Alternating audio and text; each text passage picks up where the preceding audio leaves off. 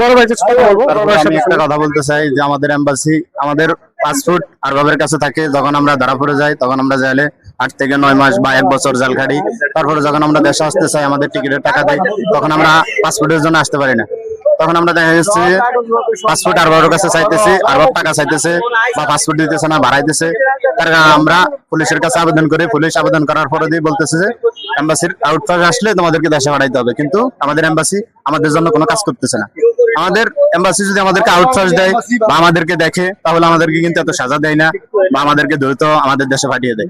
কিন্তু আমাদের এম্বাসি এখন দেখা যাচ্ছে যে আমরা জেলে থাকি, আমাদের এম্বাসি এটাই চাইতেছে, কিন্তু যখন আমাদেরকে আউটপাসটা দিয়ে দেয় তখন আমরা দ্রুত আমাদের দেশে ফিরে আসতে পারি। যখন না দেয় তখন দেখা যাচ্ছে যে 8 মাস সাজা দেওয়ার পরও 10 মাস, 11 মাস, 12 মাস থাকতে হয়। কিন্তু আজ না কাল, কাল নয় পরশু, পরশু নয় তরশু, এরকম করে বাড়াইতেছে।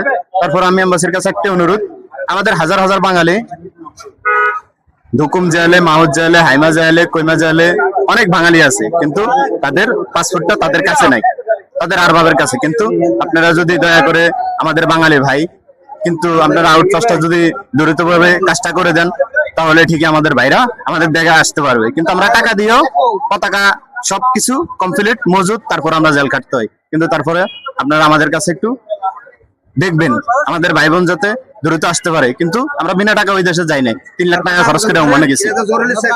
তারপর আপনাদের কাছে একটা আবেদন, আপনারা যত জেলে মানুষ আছে আউটপাস দেয় শ্রোতা, আউটপাসটা কমপ্লিট করে যত দ্রুত পারেন তার থানায় পৌঁছিয়ে দিবেন, তাদেরকে যাতে দেশে পাঠানোর জন্য শ্রোতা ব্যবস্থা করে। মানে বাংলাদেশ এম্বাসি আপনাদের সাথে কখনো যোগাযোগ করে না? না, না, একদমই করে না। আমাদের সাথে যোগাযোগ করে না।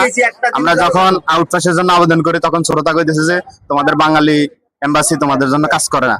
আজকে আউটপাস দিলে কইতেছে 15 দিন পরে, 15 দিন পরে কইতেছে আবার 1 মাস পরে, এরকম করে আমাদেরকে খালি ঘুরাইতেছে। মানে ওইখানকার পুলিশ যে আছে, মানে জেলে যে দায়িত্ব আছে কর্মকর্তা, সে বলতেছে যে বাংলাদেশ এম্বাসি থেকে আপনাদের আউটপাস দিতেছে না।